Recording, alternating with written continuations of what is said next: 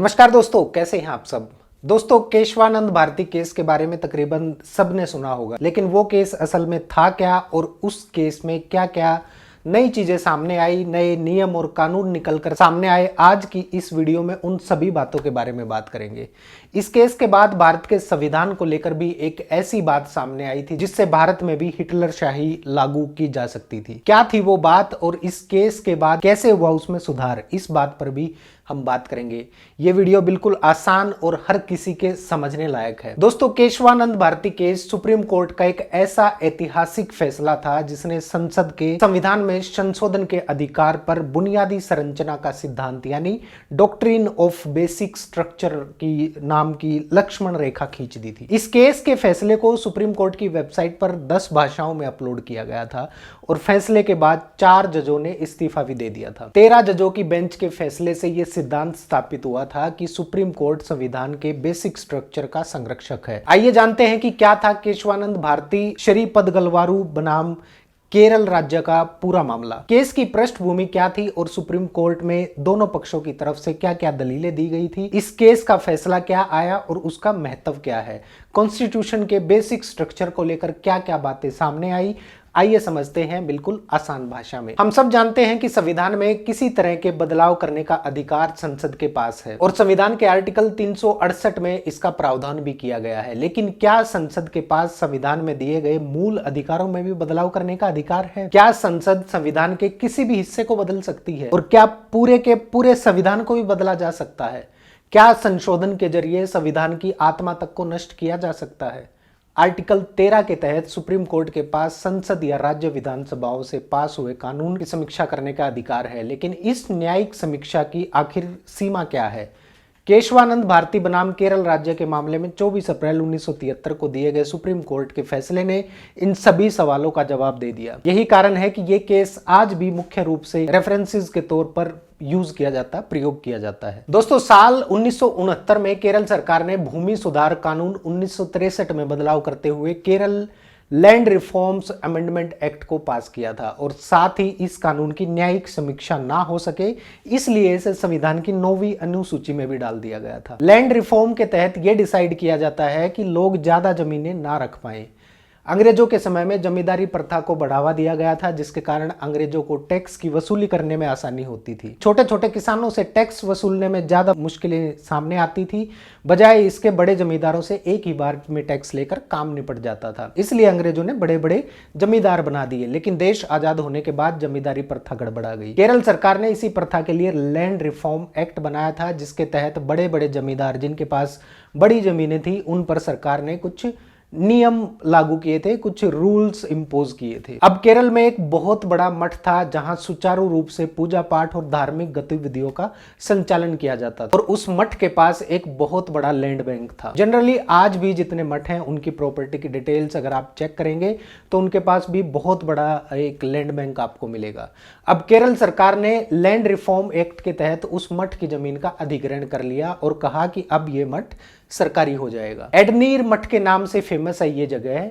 उस समय एडनीर मठ के मठाधीश या मुख्य संचालक केशवानंद भारती थे। उन्होंने इस अधिग्रहण को गलत ठहराते हुए केरल सरकार को सुप्रीम कोर्ट में चैलेंज कर दिया। आपकी जानकारी के लिए बता दूं कि केशवानंद भारती केस में सुप्रीम कोर्ट की बेंच में 13 जज बैठे थे। आपने ध्यान दिया होगा कि अक्सर किसी महत्वपूर्ण या इंपॉर्टेंट केस जो होता है या कोई संवेदनशील मुद्दे वाला केस होता है तो उसमें 3, 5, 7, 9, 11 या 13 इसी तरह के ओड नंबर में जजेस होते हैं। इसका मुख्य कारण होता है ताकि फैसला करने में आसानी हो सके। अब अगर किसी फैसले में 4-6 जज बैठा दिए तो और किसी बात को लेकर 2 या 3 जज सहमत हो गए, भाई 2 सहमत हो गए, 2 ने सहमति नहीं दी, तो फैसला जो है वो लटक जाएगा। इसलिए इस केस में 13 जज बैठाए ताकि सहमति या असहमति का रेशियो 7 या 6 जैसा रहे और आसानी से फैसला किया जा सके। इस केस में केशवानंद भारती का कहना था कि हमारी कई सौ एकड़ की जमीन है जहां हम खेती भी करते हैं, मेला भी लगता है और धार्मिक पूजा पाठ और अनुष्ठान जो है वो भी सुचारू रूप से किए जाते हैं। अब आप सभी जानते होंगे कि संविधान का आर्टिकल 25 जो है व्यक्तिगत धार्मिक स्वतंत्रता की बात करता है और आर्टिकल 26 सामूहिक धार्मिक स्वतंत्रता की बात करता है, जिसमें संचालन और मैनेजमेंट की आजादी को लेकर भी व्यवस्था की गई है। अब केशवानंद भारती ने मुकदमा आर्टिकल 25 के तहत नहीं बल्कि आर्टिकल 26 के तहत किया था और कहा था कि हमें इस मठ की जमीन को मैनेज करने का अधिकार है। अब इस बात को लेकर सुप्रीम कोर्ट में बवाल हो गया। आधे जजों का कहना था कि केरल सरकार सही कह रही है, उनके कानून के तहत ये जो अधिग्रहण किया गया है ये सही है, और आधे जजों का कहना था कि नहीं, केरल सरकार ऐसा नहीं कर सकती, ये गलत है। इस केस को लेकर इतना बड़ा बवाल हुआ कि करीब 2.5 महीने तक लगातार केस पर बहस चली। डेली इस केस की सुनवाई होती थी।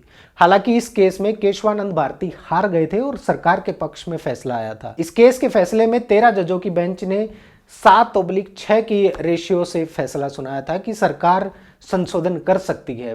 बेंच के 7 जज सरकार के पक्ष में थे और सहमत थे कि सरकार ने सही किया, और 6 जज असहमत थे। आपकी जानकारी के लिए बता दूं कि संसद मूल अधिकारों में संशोधन कर सकती है। केशवानंद भारती केस इतना बड़ा केस था कि जजमेंट सुनाने से पहले कई देशों के कानून और संविधानों को पढ़ा गया, और भले ही केशवानंद भारती ये केस हार गए, लेकिन इस केस में सुप्रीम कोर्ट ने कुछ बेहद तल्ख टिप्पणियां की थी। जब इस केस का फैसला देने से पहले संविधान पढ़ा जा रहा था, तब कहा गया कि विदेशी संविधानों की भी स्टडी कर ली जाए, क्योंकि अगर संसद को अत्यधिक शक्तियां दे दी गई तो ये लोकतंत्र के लिए बेहद खतरनाक होगा, क्योंकि नेता तो अपनी सरकार बनाए रखने के लिए किसी भी हद तक जा सकते हैं। जब जर्मनी का संविधान स्टडी किया गया तो पाया, जब जर्मनी में हिटलर के पास पावर आई, उस समय हिटलर सेनापति था। जर्मनी के प्रधानमंत्री को चांसलर कहते हैं, तो जर्मनी के प्रधानमंत्री या चांसलर की जब डेथ हुई तो हिटलर को एक टेम्परेरी चांसलर बनाया गया था, और उस समय जर्मनी के संविधान में एक गड़बड़ थी, जो कि हमारे संविधान में भी थी, और वो गलती थी कि 2/3 बहुमत से कोई भी विधेयक पास हो सकता है। आज भी है कि 2/3 बहुमत से कोई भी विधेयक आप पास कर दो, या फिर आधे से ज्यादा स्टेट्स की सहमति लेकर भी काम हो सकता है। अब जर्मनी के संविधान में यह लिखा था कि 2/3 बहुमत के साथ संविधान में किया गया संशोधन भी पास किया जा सकता है। अब हिटलर ने इसी बात का फायदा उठाते हुए कांड कर दिया और कहा कि जर्मनी में अब लोकतंत्र खत्म और अब होगा घनघोर तानाशाही। जब हिटलर के इस फैसले को जर्मनी की सुप्रीम कोर्ट में चैलेंज किया गया तो अब न्याय तो अंधा होता है। अब जब संविधान में ही ऐसा लिखा हुआ है तो जज उससे ऊपर होकर अपना फैसला कैसा सुना सकता है। जज ने कहा कि संविधान के हिसाब से हिटलर ठीक कर रहा है। अब देखो, यहां बात आती है वकीलों की। ये बिल्कुल सही बात है कि इस न्यायिक सिस्टम की नींव वकीलों के कंधे पर टिकी होती है। किसी भी केस में जज निर्णय करता है। अब जज को डेली 100 मुकदमे सुनने होते हैं, जिसमें क्रिमिनल और सिविल दोनों तरह के केस होते हैं। प्रैक्टिकली जज हर केस में संविधान खोलकर या कानून की किताब खोलकर नहीं पढ़ सकता। इसलिए जज वकीलों को कहता है कि भाई चलिए आप बताइए कि सामने वाला कैसे मुजरिम है, और दूसरे वकील से कहेगा कि आप अपने क्लाइंट को बचाइए। इतना सुनकर बस वकील केस की जो है तहे खोदना शुरू कर देते हैं। अब वकील तरह तरह की दलील पेश करेगा कि नहीं जज साहब, ऐसा नहीं बल्कि ऐसा था, साहब ये तो वहां मौजूद ही नहीं था, तो ये कैसे ऐसा कर सकता है, जबरदस्ती फंसाया गया है, अलग अलग तरह तरह की बातें फैक्ट लेके आएंगे ढूंढ के। अब दूसरा वकील कहेगा कि नहीं जज साहब ये वही था, इसके फोन की लोकेशन देख लो, टावर की डिटेल निकलवा लो, ये कर लो वो कर लो, देखिए जियो का सिम यूज कर रहा था और क्राइम स्पॉट की लोकेशन भी है।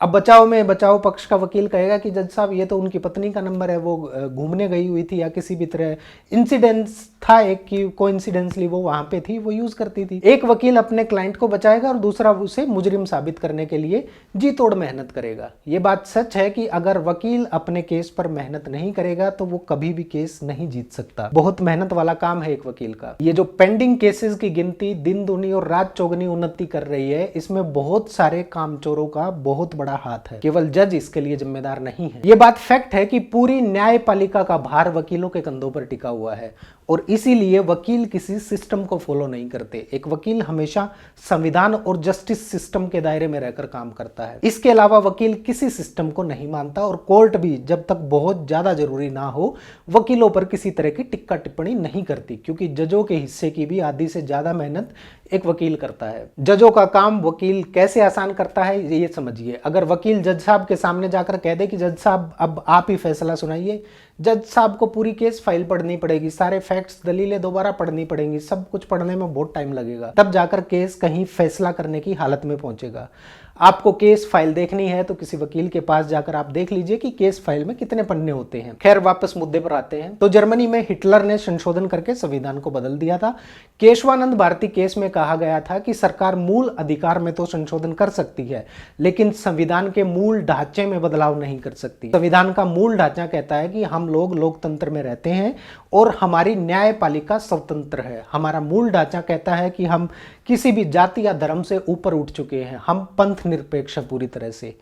अब सोच कर देखिए, कोई अति बुद्धि वाला नेता संशोधन लेकर आए कि एक काम कर दीजिए कि लोकतंत्र की जगह राजतंत्र कर दीजिए। सुप्रीम कोर्ट कहेगा कि भाई रुको, केशवानंद भारती मामले में मूल ढांचे का सिद्धांत दिया गया है जिसमें कहा गया है कि आप कहीं भी संशोधन करिए, लेकिन आप मूल ढांचा नहीं बदल सकते और ना ही उसमें किसी प्रकार की छेड़छाड़ कर सकते हैं। अभी कुछ समय पहले की बात है, मोदी जी न्यायिक नियुक्ति आयोग लेकर आए थे, याद होगा आप सभी लोगों को। 2/3 बहुमत से ये आयोग का जो विधेयक था पास कर लिया, राष्ट्रपति ने भी पास कर दिया। उसके बाद मामला सुप्रीम कोर्ट पहुंचा। सुप्रीम कोर्ट ने कहा कि भाई साहब ये क्या कर दिया आपने, मतलब जजों की नियुक्ति भी आप ही करेंगे, आप भी हिटलर की राह पर चल पड़े हैं क्या। सुप्रीम कोर्ट ने एक सिरे से इस आयोग को खारिज कर दिया और कहा, अब एक बात समझिए कि अब कोई भी फैसला जब होता है तो जज को पूरी ऑर्डर समरी लिखनी होती है, जिसमें लिखा जाता है कि जब मूल संविधान बनाया जा रहा था तब भीमराव अंबेडकर ने साफ साफ लिखा था कि न्यायपालिका स्वतंत्र रहेगी। यानी मूल ढांचा ये कहता है कि संविधान निर्माताओं का मुख्य उद्देश्य मूल ढांचे को सुरक्षित रखना है। उसी क्रम में केशवानंद भारती वाले केस का रेफरेंस देते हुए लिखा कि संसद कभी भी मूल ढांचे से छेड़छाड़ या किसी प्रकार का बदलाव नहीं करेगी। यानी आपके द्वारा पारित किया गया ये विधेयक न्यायिक नियुक्ति आयोग न्यायालय की स्वतंत्रता में हस्तक्षेप करता है, इसलिए इस विधेयक को रद्द किया जाता है। Chief justice of India sign कर दिए, धड़ाम, मामला खत्म। दोस्तों, भले ही केशवानंद भारती केस हार गए, लेकिन जब जब इस देश में संविधान की बात आएगी या कोई लॉ पढ़ेगा, वो केशवानंद भारती केस जरूर पढ़ेगा। बेशक इस केस में केशवानंद भारती हार गए थे, लेकिन वो देश को हारते हारते भी जीता गए। यही वो फैसला था जिसमें साफ कहा गया था कि सरकार को मनमाना संशोधन नहीं करने दिया जाएगा।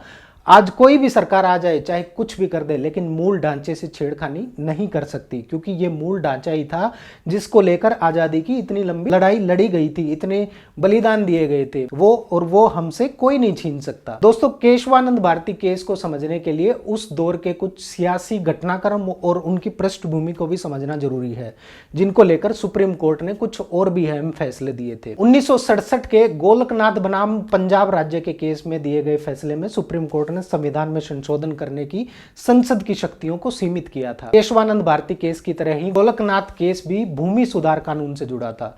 गोलकनाथ केस के बाद सुप्रीम कोर्ट ने केंद्र सरकार के कुछ बड़े और महत्वाकांक्षी फैसलों को असंवैधानिक करार दे दिया था, जिसमें बैंकों के राष्ट्रीयकरण, स्वतंत्रता पूर्व के राजा रजवाड़ों के प्रीवी पर्स पर रोक जैसे फैसले शामिल हैं। इसके बाद तत्कालीन इंदिरा गांधी सरकार ने संविधान में संशोधन के जरिए गोलकनाथ केस में दिए गए सुप्रीम कोर्ट के फैसले को पलट दिया था। 24वें संविधान संशोधन के जरिए बैंकों के राष्ट्रीयकरण पर रोक के फैसले को पलटा गया था। इस संविधान संशोधन में कहा गया था कि आर्टिकल 368 के तहत संसद मूल अधिकारों को भी कम कर सकती है। 25वें संविधान संशोधन के जरिए संपत्ति के अधिकार पर अंकुश लगाया गया था, जिसमें कहा गया था कि सरकार चाहे तो सार्वजनिक इस्तेमाल के लिए निजी प्रॉपर्टी का अधिग्रहण कर सकती है। इसके लिए जिस मुआवजे की राशि का भुगतान होगा उसे संसद तय करेगी, ना कि अदालत। इसके अलावा 29वां संविधान संशोधन के जरिए केरल लैंड रिफॉर्म एक्ट 1963 को संविधान की 9वीं सूची में डाला गया था और केशवानंद भारती केस में 24वें, 25वें और 29वें संविधान संशोधन को भी चुनौती दी गई थी। दोस्तों, केशवानंद भारती केस के बारे में देश के हर नागरिक को पता होना चाहिए, ताकि उनको पता चले कि संविधान ने एक आम नागरिक को कितनी पावर दे रखी है और सरकार की शक्तियां कहां तक सीमित हैं। इस केस में और भी बहुत सारी बातें हुई थी, लेकिन सब बताऊंगा तो बहुत सारे लोग कंफ्यूज हो जाएंगे, इसलिए इस वीडियो को यहीं खत्म करते हैं। मिलते हैं अगली वीडियो में। नमस्कार।